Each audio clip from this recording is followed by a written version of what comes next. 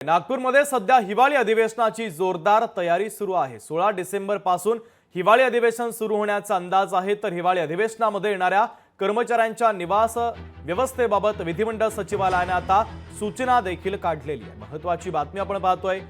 नागपूरमध्ये हिवाळी अधिवेशनाची आता जोरदार तयारी देखील सुरू आहे।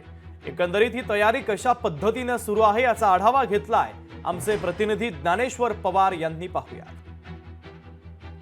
नागपुरात हिवाळी अधिवेशनाची जोरदार अशी तयारी सुरू आहे। जवळपास 16 डिसेंबरपासून हिवाळी अधिवेशन सुरू होईल असा जो आहे तो अंदाज व्यक्त केला जातोय। आणि मी आता सिव्हिल लाईन परिसरातील 160 खोल्यांचं गाळं या ठिकाणी आहे। या ठिकाणी जे आहे ते सार्वजनिक बांधकाम विभागाकडून जे आहे ते सचिवालय कार्यालयाकडून येणारे कर्मचारी अधिकारी असतील त्यांच्या राहण्याची निवासी व्यवस्था जी आहे ती या ठिकाणी असणार आहे।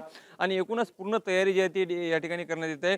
सार्वजनिक बांधकाम विभागाचे सगळे कर्मचारी पदाधिकारी असतील दररोज या ठिकाणी येऊन पाहणी करताय। अगदी अंतिम टप्प्यामध्ये जे आहे ते काम सुरू आहे। जवळपास एका खोलीमध्ये 4 ते 5 कर्मचारी जे आहेत या ठिकाणी त्यांची निवासाची व्यवस्था करण्यात येणार आहे। सोबतच या ठिकाणी या बाजूला जर दृश्यात पाहत असाल तर स्वतंत्र भोजन कक्षाची देखील व्यवस्था करण्यात आलेली आहे।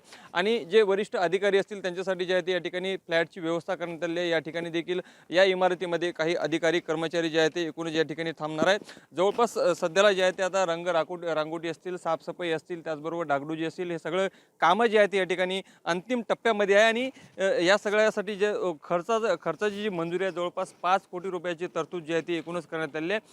अंदाज वर्तवला जातोय की 16 डिसेंबरपासून हिवाळी अधिवेशन सुरू होईल। मात्र त्याचपूर्वी जे आहे ते आपण पाहू शकतो की नागपूरमध्ये हिवाळी अधिवेशनासाठी येणारे कर्मचारी अधिकारी असतील त्यांच्या निवासासाठी उत्तम अशी सोय व्हावी यासाठी सार्वजनिक बांधकाम विभाग जो आहे तो कामाला लागल्याचं दिसून येत आहे।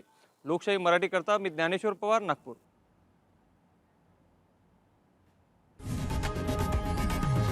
लोकशाही मराठी ऐका, पहा, जागरूक रहा।